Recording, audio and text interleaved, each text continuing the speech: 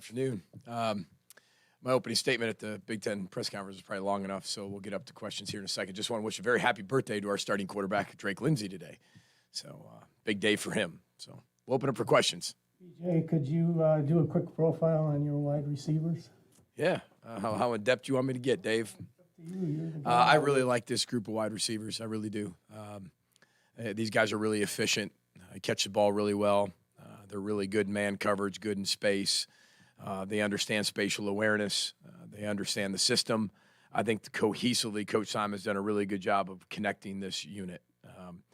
There's not this one name that everybody knows like Daniel Jackson or Rashad Bateman or Tyler Johnson, but collectively has a chance to be one of our best units we've ever had here. They're very selfless. They really don't care who gets the football. And I give them a lot of credit for that because there's you add players and then you want to continue to have it multiply within the system. And I think we've been able to do that. But Lemecki Brockington is a player who has played a ton of football here. I talk to the NFL scouts all the time about Lemecki. I mean, this guy's an over 40-foot broad jumper or a 12-foot, close to a 12-foot broad jumper, over a 40-inch vertical. He's going to run really fast. He's a 700-pound squatter. He's a great blocker. He can fly. So it's been fun to watch him lead that entire unit. And then everybody else from there has great opportunities to go out there and play, whether that's Logan Loya, who we brought from UCLA, whether that's Jalen Smith, whether Kenrick Lanier has done a really good job of stepping in a role and done a really good job. So there's just a bunch of guys who have really kind of come together and formed, I think, a really, really good wide receiver unit. Javon Tracy, that came over from Miami of Ohio, has been a standout for us. So it's going to be a lot of fun to watch where this all goes. But, I said this at Big Ten Media Day. It's not about just Drake Lindsey. It's about how well the supporting cast can do around him. That's ultimately going to be the story of the 2025 offense, is how well the tight ends, the running backs, the wide receivers, the O-line play is going to make Drake Lindsey a really good quarterback. What are the most competitive position battles to this point, and are you still deciding on a few spots? Yeah, I mean, we're getting pretty close to setting what we want. I mean, the great thing about this football team, Andy, is that we're really deep at a lot of different positions. This isn't just like, okay, this is the starter. There's a lot of starters. There's a lot of packages. Everybody's going to have a chance to play, when you're talking about not only just 11 guys on offense and defense, but the backups as well. I don't really look at them as backups. I mean, they have to go out there and play football, and they got to play football at a really high level. The more you have to do that, the more creative you can be on defense, the more creative you can be on offense, opens up the playbook on both sides. And then when you look at our special teams unit, I think this has a chance to be one of our best special teams years, different positions, whether that's our punt team or our kickoff or our punt return team. And I just look across the board and you're reading all the depths of who those guys are. And you're like, wow, he's a really, really special player. Like a kid like Mason Carrier, who might not have played a bunch just yet, but he's a redshirt freshman. He's a Minnesota kid, but you talk about a future at linebacker, but also special teams. I mean, it's like having another Derek LeCaptain out there, and you kind of look, and there's all these Derek LeCaptains, different athleticism, but that's what helps with our depth. But the competitive battles, I mean, corner's been a really competitive battle all training camp, and the more you give these guys, the better they do. I think that's what's been fun about coaching this team. The more you continue to drive and push them, and the competition gets higher and higher, the better they get. I thought we could do that, and then we did it, and it was like, wow, they handled it really, really well. So it's been a very demanding training camp, but they've answered the bell in a lot of different ways. And then when you look at the punting and kicking competitions, have been very good too. So I think we're honing in on what we want to do with all of it. But the great thing is those competitions continue to go all the way through the season too. Job of a coach is to teach and demand. Job of players, prepare, perform. When we're talking straight football, our guys do a great job preparing, and the performance constantly gets evaluated day in, day out. You're starting your ninth season here. Where do you feel the floor and the ceiling of the program has improved since you've gotten here? Well, I think a job of any head football coach is to create a standard that's really high, and you continue to either meet that standard and then create another standard, and you just continue to do that. You want to rise the level of expectation within the program constantly, on the field, off the field. And I think, we've continued to do that. I don't think we've ever sat back and settled for anything. I think any program, when you're in it 9 years, you always want to take what the next right step is. What is the next right step? And that's going to be subjective to a lot of different people. As a head football coach, my job is to get the most out of my football team every single year. academically, athletically, socially, and spiritually in this life program. And that is my ultimate focus. If you get the most out of your players, you're going to have a chance to be really successful on the football field. If you're not getting the most out of your players as people, you probably won't have as good of a year. But I think that we want, as this whole talk of college football playoff expansion and all these certain things, I think we have to continue to look at for us, like that is realistic expectations as we keep moving forward. I think Andy asked me that before even Big Ten Media Day. Well, you're talking more and more about the college football playoff. Well, I'd want a head coach that wants to talk about it, especially when there's a lot better chance for a lot of other people to get in it. When there was only 4, I mean, you looked at it, and a lot of you could sit there and probably name the 4 preseason that, maybe 5 you could probably name, and 4 of those 5 are probably going to find a way in it. I think as we keep evolving in the new world of college athletics, that becomes really realistic for us. And if you look at what people are proposing, there's been a lot of seasons we've been really close to it. So we know that we're going to have to win a lot of one-possession games when you're in the Big Ten. You know that. And, again, you just want to continue to raise the level of expectations. And I said that when I first got here. I mean, as a head football coach, you want to raise the level of expectations at some point. We all get hired to get fired at some point. You want to raise a level of expectation. If you're not meeting your own expectation at some point where you've raised the bar for that program, then so be it. But that's what you want to do, and that's what our vision is to continue to change our best and be better. And you can look at it as a number. We look at it where we are in our program. We're getting different recruits than we've ever gotten here at the University of Minnesota. We're keeping in-state talent more than we ever have, and people are picking us over who they used to pick over us, and we're doing it a lot.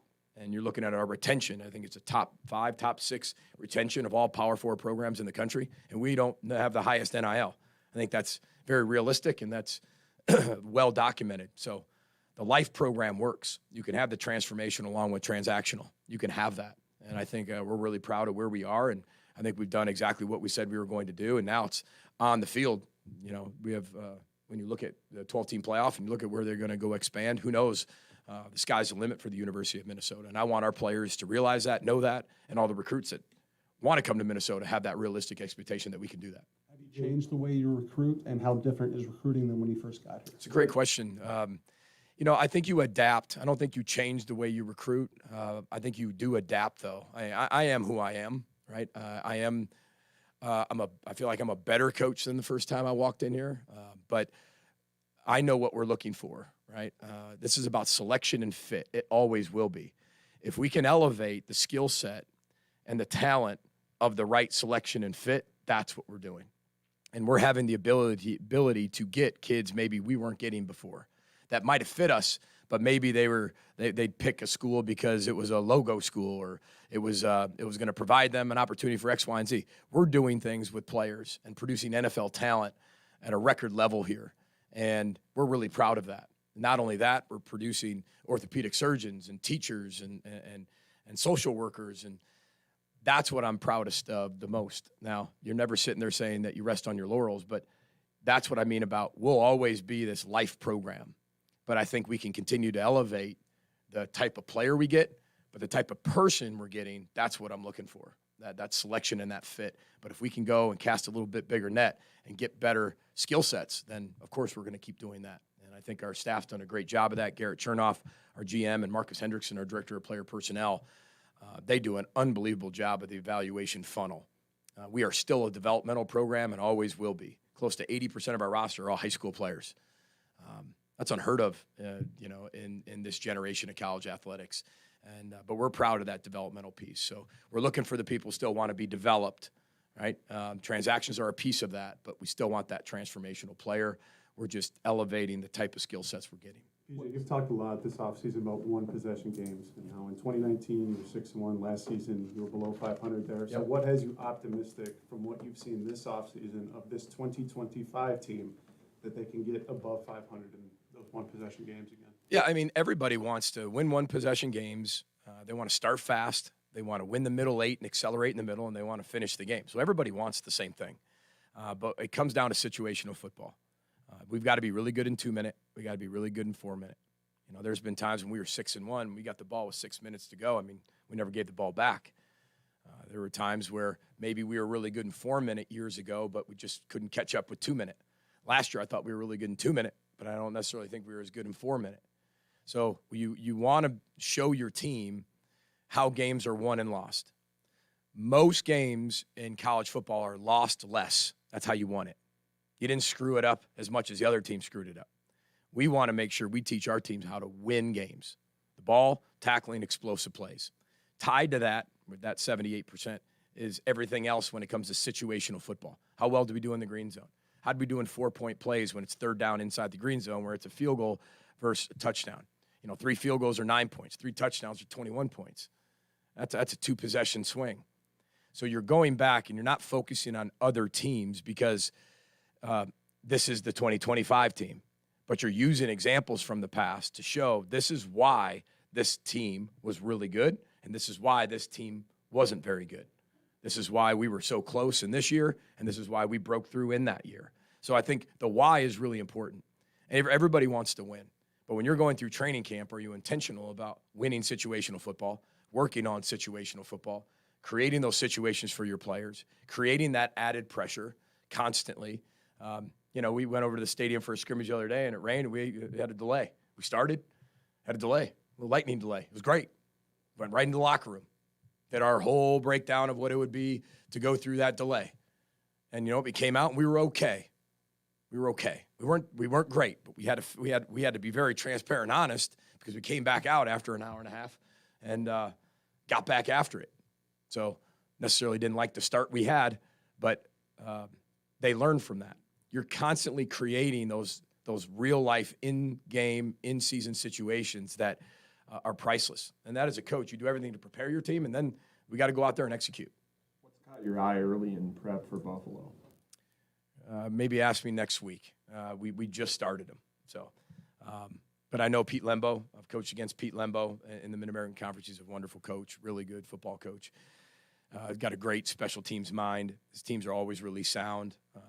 They play so hard. So I imagine when we dissect Buffalo, they're going to be the same way. DJ, picking up on Ryan's question, is there a tendency to maybe hold some schemes, some plays back, some things like that early in the season for those kinds of moments, maybe in one-score games down the road? Yeah, I think what we did more than we've ever done, I think, in a training camp, one, this team's been able to handle more than any team I've had in 9 years. They were able to handle way more install, way faster, at a way higher rate. So the credit belongs to the players. But we did so many overtime situations, final plays, last play of the game, 2-point plays, more than we ever have. I mean, overtime scrimmages now you're talking about having fun. I mean, you divide the team in two, and we've already been through a 2-hour practice, and now we're going to go have a little overtime scrimmage. I mean, how fun is that? And then divide the team and go back and forth. And telling you that this team loves to compete. And anytime a team loves to compete, when they can become a really smart team and learn situations and know how to apply themselves in those situations, you have a chance. When did Danny show you be ready for defensive coordinator? I'd probably say about 6 years ago. And I'm not saying that he was ready to be hired 6 years ago. I just knew that his loyalty, Danny Cowan's loyalty, is second to none. This young man has been with me, 13 years, and I've watched him, sleep in a janitorial closet because there's no other place to stay. I've watched him come in with so many different student coaches saying, I want to coach, and I love when people say that. I'm like, yeah. There's 20 of you. I bet you one of them will come out here. It's like Destination X, that new movie, or Amazing Race, because I think everybody says they want to, but the demand of the job I think people just think it's football. That's just a tiny piece of it when you're dealing with 108 young people. And then watch his dedication as a GA and a QC and bop around to every position and start to master that at Western Michigan. And then he got to Minnesota, and same thing, GA, QC. And then when he got his safety job, it was a no-brainer to hire him because he was ready. He knew the defense better than anybody else. He watched it with multiple coordinators. He coached every position. He coached in multiple bowl games. When other coaches had left, coached every position on defense. We had a talk about 5-6 years ago, and he looked me in the eye in my office here at Minnesota and said, I could be your defense coordinator right now. And I said, Danny, I know you could be, and I know you will be one day. But leave that to me about when it's actually time to do that. And, it's interesting. Back probably 2 years ago, maybe would have hired him. but we didn't have such a good year on defense. And, you know, I felt like going outside the program was the best thing for the program. Getting some fresh blood in there from some fresh points of view, same type of system, person that had been in the system, but bring somebody from the outside. And that's when we brought Corey Heatherman in. And then Corey did such a good job. Miami, Florida hired him, and I wanted it to stay close to the same, but we're not the same. And so Danny was the easy choice. I mean, that was a no-brainer for me. And he's earned it. That's what I love about him. We talk about earning it in this program. It's whether you're a coach, whether you're a player, director of operations and recruiting, you will earn everything you get here. But the great thing about it is you can earn it here. Whatever you say you want, you can earn here. I love elevating from within the program. I love that. I think that's one of the funnest parts of my job, being 44 years old and in my 13th year. I do. I love watching people get after what they really, really want, because everybody says it, but who, like, desires it, needs it. And I love rewarding people like that. And Danny Collins is a great example of that. One or two more for PJ, Coy Parrish obviously has got a lot of attention for his productivity and his potential, Right. and just in his personality too. How does he stay grounded? How do you keep him grounded? Do you have to? I think you do your best, but I'm not saying that it's hard to keep him grounded, because he keeps himself humbled and grounded. Coy has a very unique mindset, and I mean that in the best way, because I haven't met many people like him, where his response mechanisms are, he can flush it so quickly. He can focus so intensely on something. Off the field, he is so focused on what he wants for the rest of his life. When you're talking about what he does, I mean, players make money. I mean, he's so focused on what he wants to do. He has such intentionality with his money, and he's already thinking 10, 20, 30 years down the road. He's already thinking about the sports facility he wants to open and then franchise. He's just an elite thinker. And I give him a lot of credit, because for being so young and having this kind of hit you so fast, I think there's a lot of people who are not mature enough to handle that. He is a very mature individual who is very comfortable being himself. And I think that's very hard to find in young people. One, the maturity factor, have to, want to, but also the comfort in being yourself. And I think that's what makes him a really good football player. It makes him a great person, because he is who he is. And he believes what he believes in, and he has reasons why. He doesn't just do it because somebody told him. He's a very inquisitive kid. He loves being coached. You know, that's one thing I love about Coy. Coy's got no problem being coached hard. And the greatest players I've ever coached, they love being coached hard. They want you to be their coach. That is what coach does, stage coach. Take people from where they are to where they want to be. He wants that. And I think it's a lot of fun, because there's a lot of people coaching him right now. There are. Special teams coach, there's assistant wide receiver coach. I'm coaching him. Danny's coaching him. I mean, Coach Monroe's coaching him. Everybody's coaching him. And he gives everybody the attention that they deserve, and vice versa. one more for Coach. Off of Daniel's question a little bit, just asking about Buffalo. A lot of coaches have a lot of theories what they want out of their opener. It's a team that won 9 games last year. Do you like having a team that isn't going to be a preseason game, that is going to be a test right out of the gate? Well, I think any team, I mean, look at our past schedule as we've opened. I think you got to come out of the gate smoking no matter what. I think this is, you got a 12-game championship season, and you break it down into 1-game championship seasons, and that's what we've always done. It's a 1-game championship focus. They're really talented. I do know that. They got the majority of their players back on defense. About half of their players back on offense. Anytime you're a 9-win team, doesn't matter what league you're in, you're a dangerous football team, especially when you got everybody coming back. And then you combine that with, I think, a fabulous football coach whose football IQ is off the charts, been around a lot of amazing coaches, been a head coach, special teams coordinator, or Coach Beamer in South Carolina. I mean, I know they'll be ready to play, but that's not my focus. My focus is our guys making sure we're ready to play our best football that we can possibly play for 3.5 hours at Huntington Bank Stadium on August 28th. Thanks, everybody. Appreciate Roadboat, Sky Mod, go Gophers.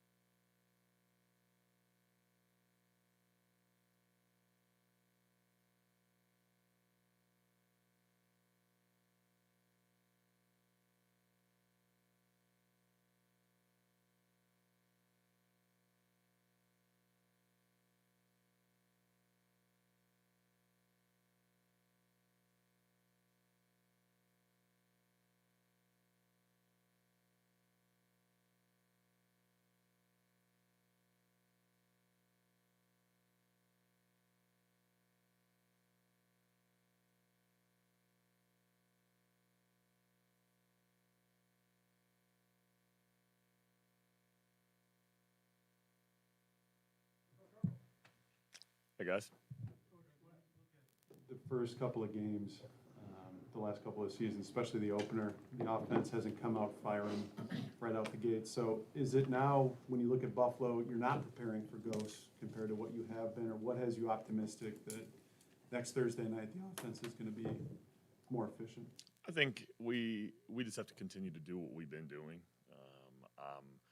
I have no reason to not expect for us to come out and execute. I've really liked how we've attacked this training camp. I love the way the quarterback's playing right now. I love how each position group's playing. I think it's just going to come down to execution, taking care of the football. I don't really compare it to the last 2 seasons, other than the fact that the last 3, because you go all the way back to New Mexico State, I believe they had a new DC going into that game. So it's the last 3 years where we've prepared for a defense that maybe we don't know necessarily what we're going to get. So I know with Buffalo, with what Coach Bowen put on tape last year, that's been consistent about his tree and what he's gone about defensively for most of his career. So I'm excited about that opportunity, but they're good coaches too. So we're also prepared for the opportunity that they might present something that's a little bit different, just because they probably studied themselves, studied things that gave them trouble within their defense. So we're expecting a lot of different things. What do you see in Jalen Smith's potential? Sky's the limit. He's worked extremely hard this offseason to put himself in a position where he's able to make plays out there for us. I've loved just his whole maturation process, how he's gone about his business. I go back, I was talking to Drake the other day, I think it was yesterday. I remember the summer camp before they signed, and they were both there, and just a connection that they already started to build then. And then as they started to get to know each other through the recruiting process, and then, Jalen is one of those guys that was on the scout team last year, and Drake was up with us taking 2 reps. So they really weren't building that yet, but they were building that all off season, becoming friends off the field. I've loved the fact that Jalen's just stayed the course, learned from Coach Simon, spent time with the quarterbacks, spent time with the other receivers, and just I'm looking forward to seeing him play. What about Drake's makeup? Has you confident that he can overcome adversity when it inevitably strikes? That goes back to watching him in the state championship game. I remember seeing they were down a little bit to Bentonville during that game. I see the poise that he has, and he gets that from, just his upbringing, being around his parents, how his parents are with him, how they've raised him. And I just see he's really never fazed by hardly anything. And there will be a time where I think he'll throw a pick, we'll turn the ball over, something negative will happen. And that's when it's going to really show his true leadership and the poise that he plays with. That's what I'm excited about. But I remember seeing him in his state title game, just how he handled that. I think they were down in the 4th quarter. There was a possibility of them losing the game. I remember him making big throws down the stretch, and they ended up winning. And I just saw that throughout his senior year, and even just in his junior year when we evaluated him. Nothing really rattles him, and his heart rate stays the same the whole time. That's the cool thing about him. I'm again, just like with the question with Jalen, I'm really looking forward to seeing Drake play. Replacing 3-year starters at left and right tackle. We've seen a multitude of different bodies at left and right here during fall camp. What's got you optimistic that going from guys who have played a ton of snaps to whether it's Nathan Roy, Khalid Tafai, Dylan Ray, that they can uphold the standard? I think the last time I talked to you guys, I think I mentioned something about just like that's the one unit that takes the longest to gel, takes the longest to come together. I've loved how that group has really began to click. That's what I've seen in over the last 2 weeks, really. Just the consistency of them working together as a unit along with the tight ends, protecting, run blocking, understanding the scheme. That's what I'm really excited about. And just their overall athleticism. I'm very excited about seeing them come off the ball, attack movement. That's what I'm really, really encouraged by with how athletic they are and how hard they've been playing under Coach Callahan. Why do you think this staff has had the ability to get blue chip recruits out of Minnesota the last couple of years? Hard work. personality. Recruiting is the people. You know, we look at that and take that very seriously, just with the relationships that we build with those guys. I look back even just with Coach Collins with Coy, just the relationship that he built with Coy, and then the relationship Coy, you know, had built with Coach Fleck, and now it's gone to where I said this to Coach Collins the other day, that I've gotten to know Coy and the relationship that him and I have built throughout this whole process of him playing on both sides of the football. And it's pretty cool to see. And then you look at just those guys over the years, Greg Johnson, the relationship he built with Coach Callahan in the recruiting process. But the recruiting is the people, number one. And that starts with Coach Fleck. He demands that from us to get to know the guys through FaceTimes, through on the phone conversations, get to know their families. And we're part of their families when it comes to them signing. There's a notable efficiency benefit when play action and motion are paired up together. You guys have expanded and added a lot of that into your offense in recent years. What has it brought to the system as a whole? I think it puts defenses in conflict. That's what you're looking for. You know, I think when you're looking at play action and run action, there's two different things that we look at it. Play action is maybe the illusion that there could be run. Run action is actual run action that's built off of the run play. And I think those are two specific things that we look at. It's one thing that we've continued to study throughout the years, especially in the National Football League. A ton of those guys use that throughout their offenses because it might be easier to protect at certain times with the defensive ends. Same things that we face in the Big Ten, and same things we'll face even with Buffalo. And I think it's all about, number one, when you talk about that particular thing, run action, play action, it's all about what is the best protection to be able to set up against their blitzes. Maybe it's a particular defender on defense that you want to negate. That's what you're looking at first. And then you look at it from a concept base. And you look at it, say, hey, all right, we're playing this particular coverage. We love these particular concepts. Okay, how can we get this person in this spot to put this defensive player in conflict? Maybe it's through motion. Maybe it's being static. It all depends on what sets up and then how it marries up with maybe the run, maybe something within our quick game, something within our drop back. Again, we want to make everything look the same, but then when the ball is snapped, we might be doing something totally different. When you play against Danny's defense, what stands out about its attributes? What makes it challenging? Man, it's fun because the last 3 years I've had to go in training camp and spring ball against 3 different defensive coordinators. So it's you know, going all the way back to the first year, you know, it's just that you have to prepare each day for what the defense could bring you. I think Danny has an attacking style defense.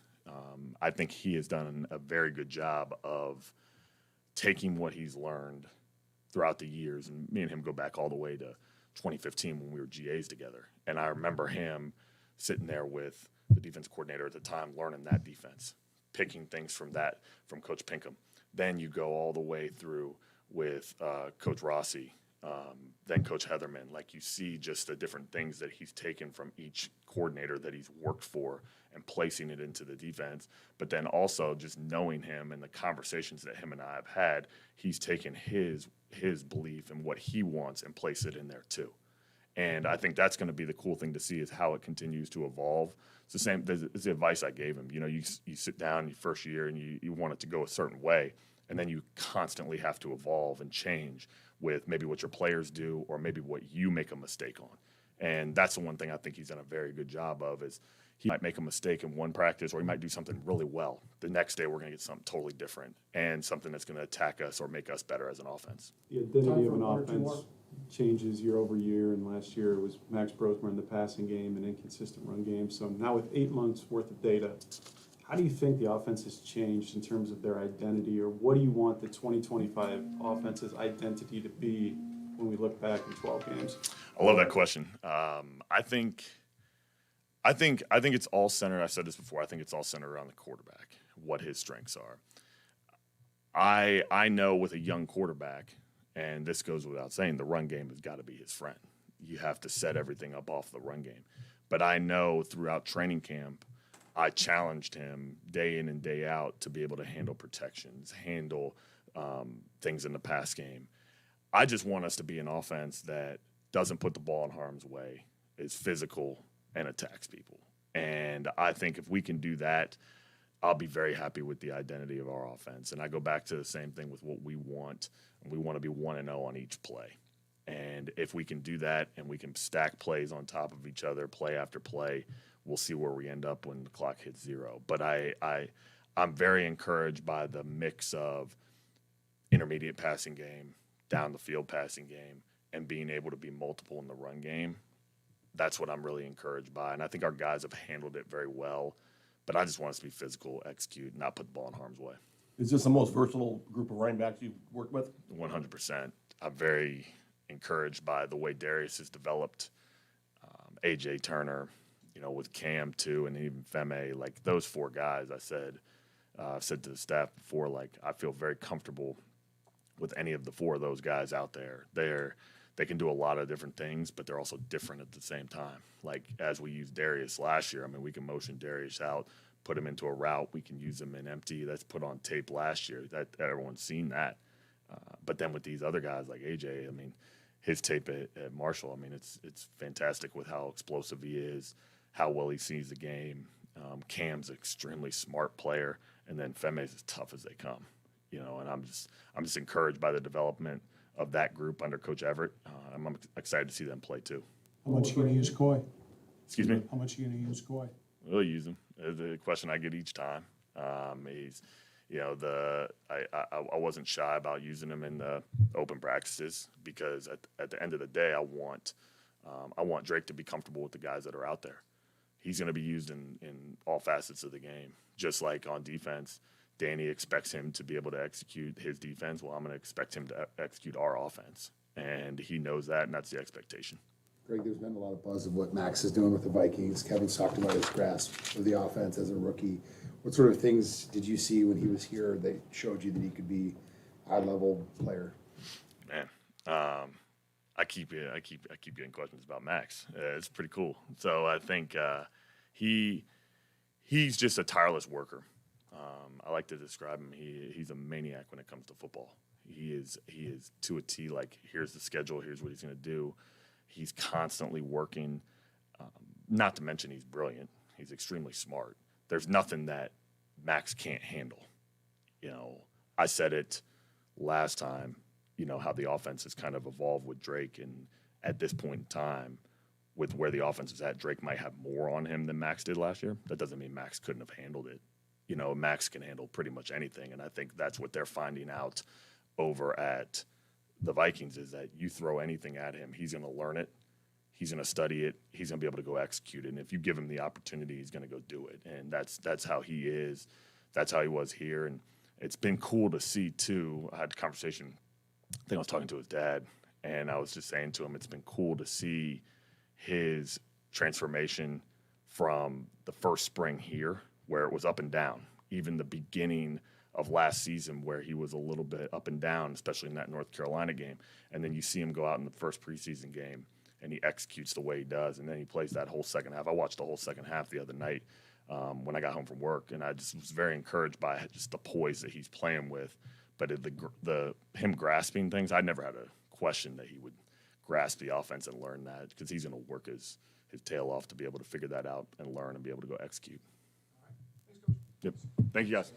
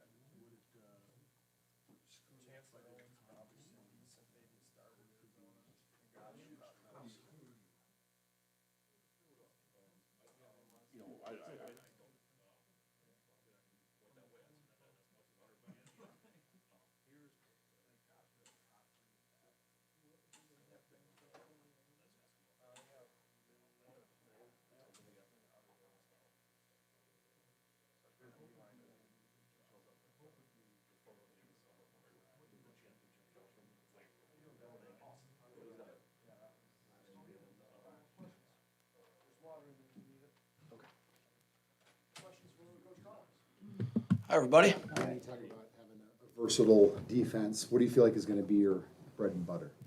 Well, I mean, like I said, from being with Coach Fleck for 13 years, our defense really hasn't changed much in terms of schematics. But I do think the athletes that we have right now, there's packages that we're able to use certain guys, certain ways. So, again, we're going to be a nickel operation on first and second down, sometimes base, but who those people are could change based off of what we're seeing. Talked about the Havoc defense being kind of your brand, but what do you think the identity of this 2025 defense will be compared to what fans saw last year? You've got 8 months worth of offseason data to try and evaluate it, but what do you think the identity of this defense is? Again, I want people to judge us by that Havoc mentality, right? So how we play the game, number one, right? When you turn on the film and you watch us swarm to the football, right, that's going to look different, right? When you see us attack people from the jump, that's going to look different. When you see the violence on the film, that's going to look different. When you see us playing together as one, that's going to look different. And then when you see us compete at the highest level, that's going to look different. That's what I want us to be judged by at the end of the year.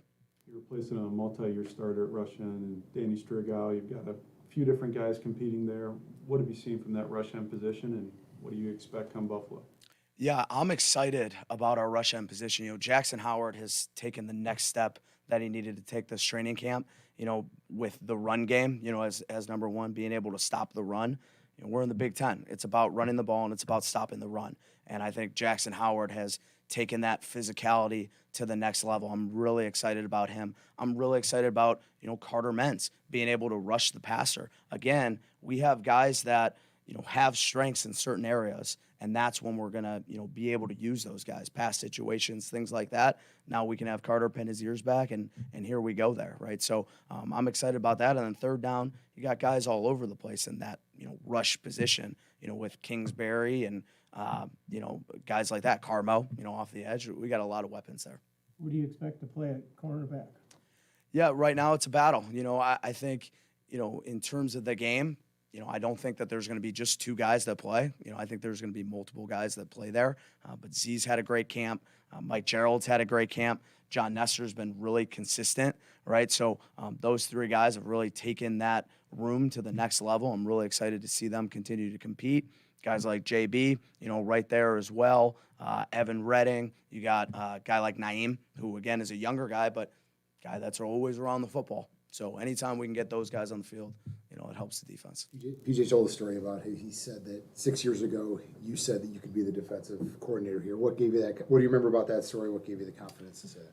I think you always just have to be ready, and I feel like, throughout my time, it's awesome starting at the bottom because you're able to kind of see everything, right? So when I was even a student manager, right, it wasn't about me just setting up drills. It was about me seeing how the coaches coach, right? It was about seeing how the players responded to those things, right? When I became a student assistant coach or a GA, right, it was about seeing the defense from the big picture then, right, and how everything worked. And, I've been blessed to be with, guys like Coach Pinkham at Western Michigan and guys like Coach Rossi and Coach Heatherman who have really paved that way and helped me get to the point and give me that confidence that I am ready. And that time when I did that years ago, I truly felt like I was ready for the opportunity. And I tell the guys the same thing. You got to prepare every single day like your opportunity is going to come tomorrow because someday it's gonna. And when that day comes, there's no more time left to prepare. Now it's here, and you got to be ready. And I felt like I've been ready for a long time. PJ also talked about the janitorial room where you lived on for a while. When was that, and what the particulars behind that? And I guess how do you draw off that? Yeah, that's it was a year where I had just graduated from Western Michigan University. I thought that I was, going to have an opportunity to be a GA. It wasn't my time to be a GA yet. And, I decided to volunteer. I remember calling my parents saying, this Coach Fleck, he's a special guy, and I'm going to attach myself to him, and I'm just going to prove to them that I have what it takes. And, didn't make any money that year, right? So not a lot of places you can live with that. So I lived in the football facility on the 4th floor there, in one of the coaches' storage offices. And I just said, what, this was going to be an opportunity for me I'm always going to be the last one to leave and the first one here, simple as that. And you're always going to see me in this building. I'm always going to be working. So I did that for a whole season. I worked at, FedEx and stock trucks. That was my only way to make money. And that was from midnight to 4 a.m., weird shifts like that. where there, is no coaching during that time. So, that year I learned a lot about myself, and about how much the human body can take, and mentally, physically, all that, the grind, right, to ultimately get your dream. Did you sleep on a cot? Did you have? I had a little air mattress, so it was a fairly big storage closet. So I had an air mattress in there. I had all my clothes in there as well. So had a car. So I was pretty much set. I mean, this is obviously parallel to Rudy. I'm guessing you watched that movie and I can got relate. funny that you said that. One of my favorite movies growing up. So yeah, very very similar there. What's your early assessment of Buffalo? And I know you called the Quickland Bowl a couple of years ago, but are you starting to get some nerves knowing in 10 days it's going to start for you being the one responsible come Fridays? Yeah, it's exciting. It's exciting to finally play an opponent. Again, I don't think it's much nerves. I kind of just I'm ready, for that to happen. I think the defense is ready, to play somebody else as well. Buffalo's a great football team. 9-4 last year. Anytime you win 9 games, you're a really good football team. Everything starts with the quarterback there. So their quarterback's a transfer quarterback, number 2, very smart player. We've watched film from him in high school, everywhere he's been in college, to kind of get a feel for kind of how he plays the game. Game manager, leader, very good football player. Running back, number 5, tremendous athlete. He's a bigger guy as well, so he can play power. He can also run for 50. So he's a guy that's definitely, I think their best player on their team. Their O-line has played together for a good amount of time. The tackle in 73 is a really good player. They have an all-conference guard that's, pretty good as well. Transfer center, so we'll see there. But their O-line plays together pretty well. Their, receiver, number 0, Victor Snow, he's a guy that can take the top off the defense. Smaller guy, but he's electric, right? So we're going to have to know where he is at all times. They brought in a transfer receiver as well, so we'll see him. But this is a very good football team. Like I said, the running back had over 1,000 yards, last year. They run the football. Their offensive coordinator has been a coach for almost as long as I've been alive, right? So just in terms of, what he knows and schematics and things like that, he's very good. Offense is, runs with RPOs. They throw shots, when they need to. Coach Lumbo, is a great football coach. And, being in the MAC for a long time, at Western Michigan, I understand, what this game means to them, and we'll be ready. Danny, as a coaching staff, have you talked about maybe kind of a pitch count on Coy, and we're going to see him set out some series on defense sometimes because of his multiplicity? Well, we'll see. I mean, we'll see what, he can handle with the offense, and then whatever he can handle with the offense, we'll adapt on defense. I feel like we have the deepest safety room in the Big Ten, if not the country. And, I'm excited for those guys to play defense as well. If we need to spell them for a couple plays, that's cool, by me, as long as it helps the football team. But I'm excited to watch, Coy play both ways and see what he does this year. PJ described you as loyal. Why were you so loyal to him in this program when you probably could have tried going a different route? Coach Fleck took me under his wing at a very young age, and when someone does that, like he saw the vision that I had for myself, and he wanted me to get that vision. And he's a guy that you want to work really hard because you don't want to let him down, and because he's never going to let you down as well. And I've just trusted him from the start. I've trusted the plan from the start of the steps that I needed to take to get here. And he's a guy that, I'll run through the wall for Coach Fleck. You mentioned the versatility of the defense a lot. How do you go about assessing which players can handle multiple roles or hybrid type roles in your defense? Yeah, that's why you go to spring ball. That's what you do in training camp, right? You roll out these different packages and you see what works, what doesn't work, what guys can handle, what they maybe can't handle, right? And you either give more or you pull back based off of our personnel. At the end of the day, like, we can scheme up things as coaches and X's and O's and all that stuff, but at the end of the day, it comes back to a man versus another man at the end of the day. And can you handle that under the pressure of the situation, right? And that's what we're, attempting to find out right now through training camp. Anthony Smith is potentially coming off one of the quietest 11.5 tackle for loss seasons in the Big Ten, and you can play him anywhere from defensive end to one technique. You've seen a lot of defensive linemen come through here in your time. Where does his ceiling rank among guys that you've seen come through this program? Yeah, I think Anthony Smith can be the best one to ever play here since we've been here, on the defensive line. What he's able to do in terms of playing defensive end, like you said, moving inside, pass rushing, stopping the run. I mean, the guy, he takes care of his body. He's a leader, and taking that next step as well, in terms of leading the defense and leading the football team. I think the sky is the limit for him. He just needs to continue to take that next step, and keep going. The green dot player last year was Cody Lindenberg. Are you planning on using Maverick Baranowski in that way, or how does the defensive coordinator, Yeah, we'll very multiple defense, try to determine that? Yep, we'll see on game day. We have a plan in practice. We're kind of switching the green dot around, seeing who's really comfortable with it. What to do on certain situations. Third down, things like that. Maybe the guy with the green dot has it on first and second down. Another guy comes in on third down with the green dot. Right. So those are things we're experimenting with, and by Buffalo, we'll have that decision made. When you think aggressive defense, sometimes you think high risk, high reward. What gives you the confidence that's going to be mostly reward? Goes back to the how. The how's an eraser. And at the end of the day, again, on the board, you have an X and you have an O. They can block it perfectly. But at the end of the day, again, our how is an eraser, and that erases plays. And if something, squirts out of there, I know somebody is playing with how I'm going to get the ball on the ground. Thank you, guys.